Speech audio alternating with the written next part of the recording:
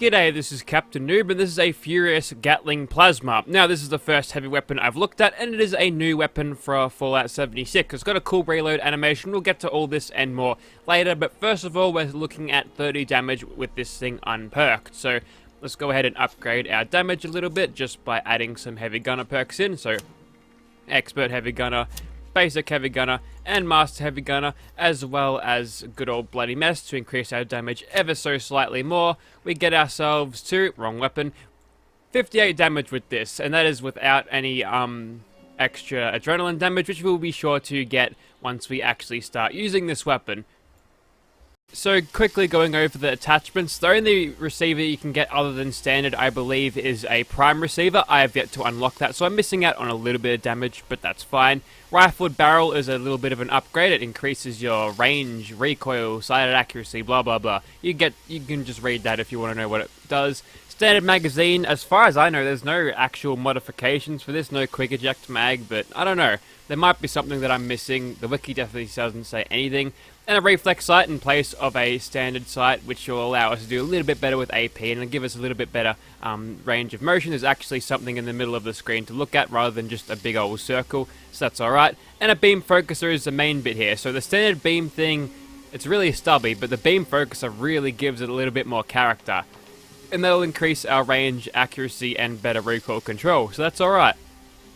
Crafting this thing's ammo, it's more important to have Super Duper on as it is to have Ammo Smith on, because you're only creating one of these fusion cores or plasma cores at a time. You'll find it under energy ammo, so yeah, even with Ammo Smith, you can only make one at a time. I've got battery operated on, so normally these things weigh 1 pound each, which is quite a lot, but now I've got these weighing 0.1, which is pretty good. As you can tell, requires copper, lead, nuclear material, and plastic, so we'll create couple of those, why the hell not, and then we'll get to some gameplay. Alrighty, so here we are outside of West Tech, and you might notice how this thing has 44 ammo in it. For some reason, when you pull out this weapon, and it happens with the Gatling laser too, yeah, for some reason, wow, I've got that much ammo in a magazine. It's usually at 250, but I've got a bit extra this time.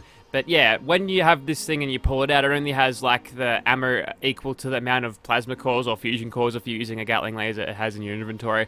So reload it and then you won't be shortchanged on the mag size. Anyways, this is what it looks like in third person with its reflex sight. It's a little bit inaccurate, but it's a little bit more of an idea of where your bullets are going to land when you are firing this thing. Also, despite this thing being plasma, it's actually hit scan, which is pretty good. We'll just get rid of these turrets first off, and then we can work on these super mutants. So not terrible DPS so far. We'll keep going. Every kill we get, again, it increases our damage even more, so it's useful for us to quickly stack kills and also not get outflanked by super mutants. Also, this thing's recoil is very minimal with all of my attachments, so even without power armor, not getting the stabilize perk, we can still zero in on the head pretty damn easily, so that's alright. We'll continue to make the rounds on these super mutants. That looks like a coward super mutant. We'll kill him nice and easily by aiming at his head. That is a good drop if it's level 50. I'd suspect it won't be. But regardless, we'll keep on taking out these muties. And like other plasma guns, you can go or fire people like that with it. Looks like we've almost cleared out all of the lads out the front here. So as soon as he's done, we'll go out to the back and finish up our business out here. I've got no idea why it's not giving me 250 in the plasma core, because that's generally how much it gives you.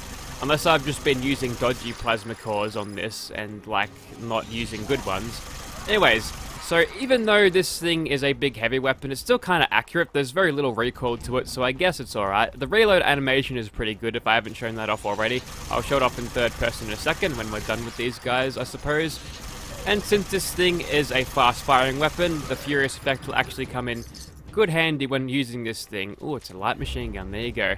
Anyways, so here's the reload animation in third person. I believe that's actually the same animations as the Gatling laser, except the gun moves more. Alright, we'll head inside. Okay, so it's going to be an action-packed start in the start of this fight. But yeah, speaking of the Furious effect, the general consensus is that it increases your damage by 5% rather than Fallout 4's 15%, so it's copped a bit of a nerf, that's for sure, but still 5% on a weapon like this and you're hitting him that fast, it's pretty good. So old mate's over here. Looks like we're gonna have to do this with a friend, which is unideal. I kind of like to do this alone, but whatever. And fight that health regeneration. And I've just lost a unyielding bit. That's okay. We'll keep going. Not like I really needed it. It's a furious sword. Hopefully it's got some swing speed on it. We might actually get some use out of that. I'm not really sure. We'll keep going regardless. If anyone's keeping score of how many kills I've got compared to that level 60 something guy, let us know. And if he annoys me, I might even get him with PvP. Let's see if I can attack him. Yeah, I can. Alright, let's see if he takes the bait. I'll just pop his stim pack. He's going to.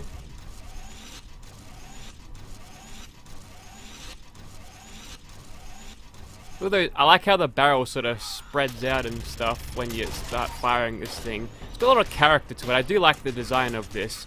Also, don't forget to reload it when your bullets are out. Yes.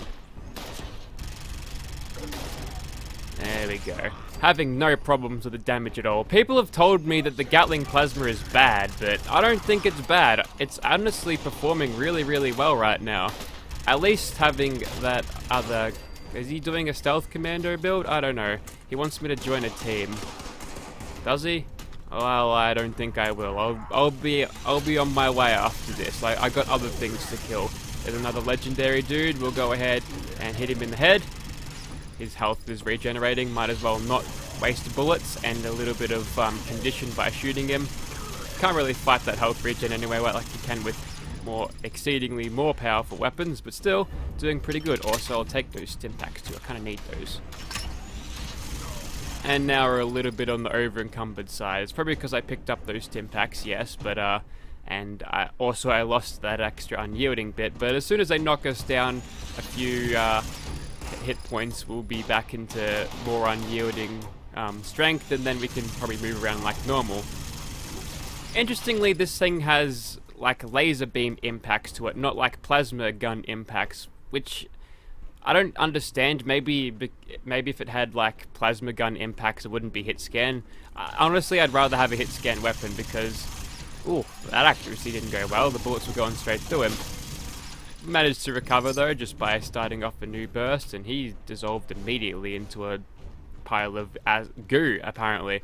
Alright, so right now okay, so when I finished recording with this just outside, that was like at half health, a little bit over half health from the second health, but I think Gun Nut is glitched right now, Gunsmith is glitched, so I might have to end this fight really, really quickly now, because this thing might even break on me, which is, yeah, it just did. Well, I think you get the point of this weapon. Sometimes it does break a lot. Always have another weapon on speed dial if you're aiming to use it a lot. I'm not really expected to use this thing right, but I'm going to keep on going with it anyway. When you repair this thing, make sure you've got Weapon Artisan on, and this is what it requires. Alright, with all of that, we're good to go again. Let's go test this on some ghouls. Alrighty, so now we've got ourselves some power armor, we've got the stabilized perk, and just to make sure Gunsmith sticks, I'm just gonna get rid of it and then reapply it, because I really don't want this thing breaking on me. So let's get started on these ghouls. I hear some shambling around here. I hear Hannah, she's around somewhere. So we'll just go ahead and start shooting these dudes, and then we'll get outside to a nice choke point, which we can hold them down from. We've just got dual aids, that's okay. We've got the Fountain of Youth just around the corner. Now, when burst firing this weapon, as soon as you release the trigger, you have to go through that whole spin up again. So sometimes it's just better just to hold the trigger down. Or you could just get the barrel sort of spinning up, and then you keep on holding the trigger if there's actually a target there, like I'm doing now. You just have to deal with those fins on the end of the barrels getting in your way. Alright, we'll lure them out a little bit further now. Hip firing this thing seems to be quite fine, especially with the accuracy bonus that you do get from Stabilized, which is really good. You also do get an armor penetrating bonus from this as well. I think it's like 45%, which is pretty significant. And yeah, these ghouls should... okay, there's Josh this time. It's not Hannah, it's Josh. You can tell by his teeth. It's a little bit different. But still, looks like we're doing alright. We'll quickly mop up the rest of them, wherever they may be. There he is. A little legendary. just syringer ammo. Probably he's going to drop a syringer. And a poor little Reaver, a poor level 22 Reaver. He definitely spawned in the wrong level list today. Unless I'm getting someone else's spawns right now. I really shouldn't be seeing these guys spawn, but I think that just about clears out this place. Obviously, having a high rate of fire with a very high mag capacity is going to be very good against a low-level mob charging at you, or I guess they're not that strong. They're kind of weak, but yeah, this is a weapon well-suited for any of this, and you get to leave behind these plasma goo things for everyone to see, and that's a Ghoul Slayer's Gatling laser. Well, if the Gatling laser isn't going to do it for me, at least I've got the fusion core out of that to go off of. Alright, let's move on to some monsters now. One thing cool about Stabilize is just how accurate you can get it whilst crouching and not moving in power armor. Look at that. We could probably just use hipfire to kill him. The bloom is going out ever so slowly, and there's plenty of shots on target there, and it didn't even detect us before he is dead. Good job, Swan. Okay, let's make crab sticks. Plasma crab sticks. Yeah! Let's see how many of these we can actually gooify. Well, so far so bad. There's a glowing one. We've got ourselves a, that's a king there who can stagger us with their sonic attack despite us being in power armor, which is odd. We can just keep on backpedaling and hip firing this thing. It seems to have no problem taking them out. And yeah, even though sometimes you can get staggered with this thing, you can still keep firing regardless, so that's alright. See, look at that. Still firing even though I got staggered, so I don't know if Bethesda have made that a thing on purpose, but still, that's a pretty alright thing to have about this weapon. Getting staggered and not shooting means you're going to have to spin up that barrel again, which pretty sure annoyed the crap out of me back in Fallout 4, so there you go.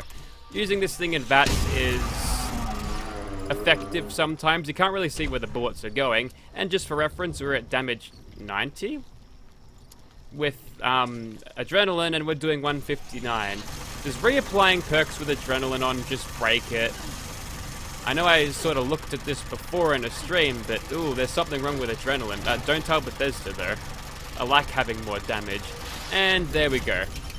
We've gibletized the Milet Queen just like that, with an extra 90% damage. Sure, that's a UI glitch. I don't know what's going on there. Also, she gave me a Ripper. Nice. Alright, let's take on a Scorch Beast.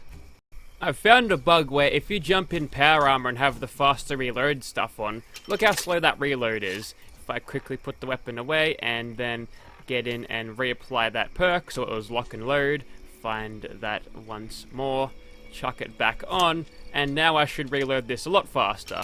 See? There's some bugs going on with your perks, Bethesda. I guess that's not really news though, is it? Alright, there's a Scorch Beast there. We've got a couple of cheeky sneak attack crits on him before starting off the fight. Hopefully he won't piss off to somewhere else, because I kind of want to keep him around here. We're also close to a fissure site, so maybe we'll get another one showing up in just a second. Sometimes they show up through the ground. Alright, we'll kill the gun zombies just to raise our adrenaline. Plenty of ghouls around too. The ghouls aren't done with me just yet, but that's okay. We've got plenty of bullets in the mag to deal with these guys. And when we're firing, we've actually got a little bit of damage resistance. Oh! Okay. It looks like that getting into power armor also cancels out gunsmith too, which is... that's actually really fucking annoying. Let me tell you something. You ought to get used to looking at this screen every time you want to repair the weapon. Okie dokie. Scorch Beast fight take 2. This time... we're going to let him get the drop on us. We'll give him a head start. He screamed at me, none of them hit, so whatever. We'll just count that rad damage as damage that he's done. So hopefully this thing isn't going to finger itself once again. I'll just check that condition bar, see if it isn't gone down. Okay, it's only gone down a little bit. I think we're okay.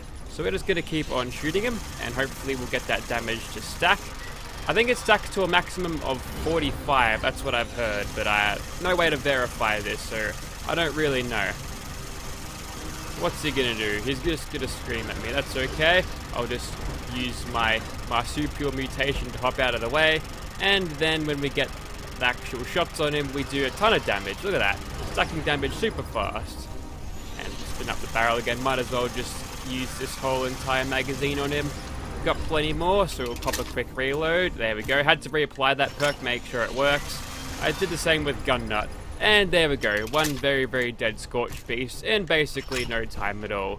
So I think that about wraps it up. So yeah, the Gatling plasma is actually a pretty decent weapon. I do like it. It is unfortunate though that it is held back by Bethesda's dumb fucking bugs, so hopefully they can fix them by the time you find yourselves one, or would like to use one like me in this video. So if you'd like to see this thing in your game, get it from a random legendary drop, there's plenty of Gatling plasmas to be had around for parts on usually boss enemies, so check those guys out, make sure you get those killing shots onto them, or the killing blows usually work, and yeah. Scrap them. I'm almost got all of the parts myself. The only thing I'm missing are the prime receiver and the shotgun barrel for the muzzle, I think. So yeah, thank you very much for watching, guys.